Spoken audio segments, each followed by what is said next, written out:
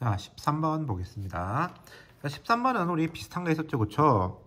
10명의 유권자가 3명의 후보자 투표하는 거니까 우리가 기본적으로 x 더하기 y 더하기 g에서 10표를 만들면 되는 거잖아요, 그쵸? 근데 이게 일반적인 투표 방법이죠. 그래서 일반적인 투표 방법을 갖다 우리가 뭐라고 하냐, 무기명 투표를 그래요. 여러분들 투표할 때 비밀 원칙 지켜지잖아요, 그렇죠? 비밀 원리, 비밀 규칙, 뭐 하여튼 그래서 그 비밀 선거 자기 이름은 안 쓰잖아요, 그렇죠? 그래서 무기명 투표는 우리가 중복 조합이죠.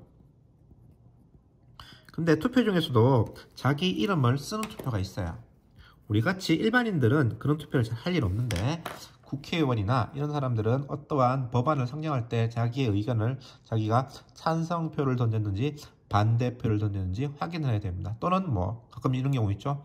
불만 있는 사람 손들어 뭐 이런 거 있잖아요, 그렇죠? 그래서 그런 것들이 기명투표인데요. 기명투표는 이름을 적기 때문에 순서를 고려를 한다는 말과 같은 말이 되겠습니다. 그래서 얘는 중복 순열이 됩니다. 두 개가 좀 차이가 납니다. 기명투표랑 무기명투표랑 조금 차이가 난다는 거예요. 그 무기명투표가 우리가 기본적으로 알고 있는 비밀선거에 관한 거니까 그냥 뭐 편하게 하면 되는 건데, 기명투표는 순서가 들어가기 때문에 중복 순열에 해당된다는 걸 여러분들이 기억을 해 주시면 될 것 같아요. 자, 그 다음 쭉 잘 넘어가다가 17번인데요. 17번은 좀 의외입니다. 이걸 이렇게 많이 못 풀었어? 뭐 이런 생각이 들 정도로 여러분들 정답률이 생각보다 많이 좋지 않네요. 자, x를 포함하지 않느니까요. x 빼고 a 플러스 b의 세제곱 y 더하기 g의 제곱 전개하면 몇 가지 나오는 거 하면 될 거 아니에요. 아무것도 아닌데 왜 이걸 갖다가 틀렸는지 잘 모르겠습니다. 일단은 뭐 이거는 그렇게 넘어갈게요. 그 다음에 이제 8번도 역시 18번도 여러분 좀 어려웠을 것 같아요. 18번 역시 많이 틀렸는데 얘도 크게 보면 아까 앞에서 했었던 합의법칙이랑 되게 비슷합니다. 그래서 우리가 은근 이렇게 보면 자꾸 중복조합, 중복순열, 뭐 원순열 뭐 자꾸 이런데 초점을 맞추다 보니 되게 간단한 기본적인 것을 갖다가 놓치는 경향이 좀 있어요. 그것이 바로 합의법칙인데요. 자, 일단 이상 나오잖아요. 이상 나오니까 합의법칙일 텐데, 자, 이게 여러분들 최고점 몇 점인 것 같아요?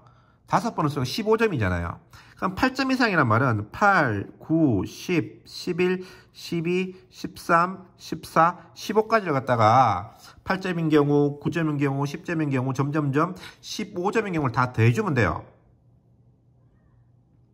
얼뜻 생각할 수 있는 건 이거라고요. 근데 사람이 여러분들이 이제 경험이 있다 보면 좀 풀다 보면은 이건 좀 아닌데 설마 이렇게 풀겠어? 뭐 이런 느낌이 좀 들잖아요, 그렇죠? 그래서 뭐 이렇게 풀어도 관계는 없어요. 관계는 없는데 여러분 생각해 이건 아닌 것 같다라는 생각이 들면 잘 생각해 보라고요. 그러면 거꾸로 최하에 최하 5점 밑으로는 있을 수 없잖아요, 그렇죠? 5점 밑으로는 있을 수 없잖아. 맞죠? 그러면은 8, 9, 10, 11, 13, 14, 15를 다 더하는 것보다는 전체에서 5, 6, 7의 경우를 빼는 것이 낫지 않겠는가?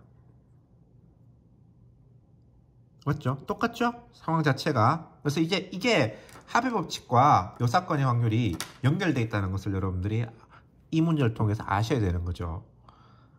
그러니까 이상 이하 나왔다고 해서 합의법칙, 그 다음에 적어도 이런 말 나오면은 뭐 요 사건 이렇게 생각을 하는데 그 두 개가 별도로 되는 것이 아니고 연결되어 있다. 이런 연결고리를 통해서. 그래서 기억을 해주면 좋겠는데요. 자, 우선 전체 경우는 결국 이거잖아요. 1점 몇 개, 2점 몇 개, 3점 몇 개 해서 5개를 만들면 되는 거죠.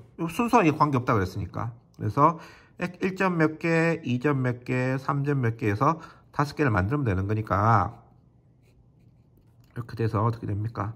7C5는 7C2니까 2분의 7, 6이니까 21개. 전체 경우는 21개입니다. 21개인데 5점, 6점, 7점인 경우 몇 개 되느냐. 자, 5점인 경우는 한 개밖에 없죠. 5점인 경우는 1밖에 될 수 없잖아요. 순서 고려 안 한다고 했어요, 지금. 6점인 경우는 1점 더해줘야 되니까 1, 1, 1, 1, 2밖에 없잖아요. 7점인 경우는 여기다가 1점을 더해주는데 여기다가 1점을 더해주는 방법 두 가지가 있잖아요. 1, 1, 1, 1, 3이 있고 1, 1, 1, 2, 2가 있겠죠. 이거는 1년은 나이는 왜 순서를 생각하지 않나 나와 있으니까 그냥 여기로 가면 되는 거죠. 그래서 5점인 경우 1개, 6점인 경우 1개, 7점인 경우 2개, 총 몇 개가 있다? 4개가 있는 거죠. 5, 6, 7점인 경우가. 그래서 전체 21개에서 5, 6, 7 경우인 4개를 빼면은 우리가 구하는 답이 나온다. 이렇게 여러분들이 알고 계시면 될 것 같고요. 다음 19번은 살짝 말장난인데 여러분들 잘 못하는 것 같아요. 자, 이렇게 한번 해볼게요, 선생님이. 자, x1 더하기 마이너스 x2 더하기 x3 더하기 마이너스 x4는 5. 그냥 사각의 감귤 이런 거 있잖아요, 그쵸? 근데 요거는 지금 x1은 1 이상, x3는 3 이상이니까 이게 5개 중에서 1개는 빼고 3을 빼면 될 거라고 하는 걸 알고 있다 이 말입니다. 자, 근데 여기서 우리가 x2가 1 이하면 x2가 1 이하면 자, 그럼 마이너스 x는 어떻게 되겠어요? 마이너스 1이 요래 되는 거죠. 그럼 아까 전에 우리가 1, 3이 있으면 1 이상, 3 이상 돼 있으면 요거 5에서 어떻게 1을 빼고 3을 뺐잖아요. 그러면 마이너스 1 돼서부터 어떻게 하면 되겠습니까? 똑같이 확장하는 거예요. 논리적으로 생각하지 말고 확장하면 마이너스 1을 빼면 어떻게 1을 더하는 거예요. 그래서 5에서 여기는 1을 빼고 3을 빼잖아요. 근데 마이너스 1을 뺀다는 말 1을 더한단 말이죠. 그래서 1 빼고 3 빼고 1 더해주고 똑같이 얼마? 2 더해주면 된다 이 말이에요. 이해되겠습니까? 그런 식으로 다시 1 빼고 3 빼고 마이너스 1을 빼주니까 1을 더해주는 거고 여기도 마찬가지. x4가 2 이하란 말은 마이너스 x4는 마이너스 2 이상이란 말이니까 마이너스 2를 빼주니까 1을 더해준다는 개념이 되겠죠. 그래서 그런 식으로 해주면 되겠고요.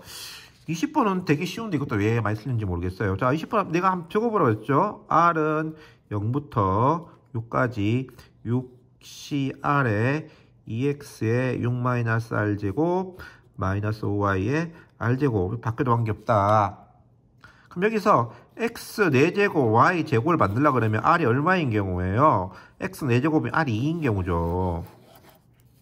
그래서 답은 6c2에 2의 제곱 마이너스 5 4제곱의 제곱 이렇게 될 겁니다. 자, 나머지 문제도 빨리 풀어서 여러분들이 결과 올려주시면 결과 보고 선생님이 피드백을 해드리도록 하겠습니다.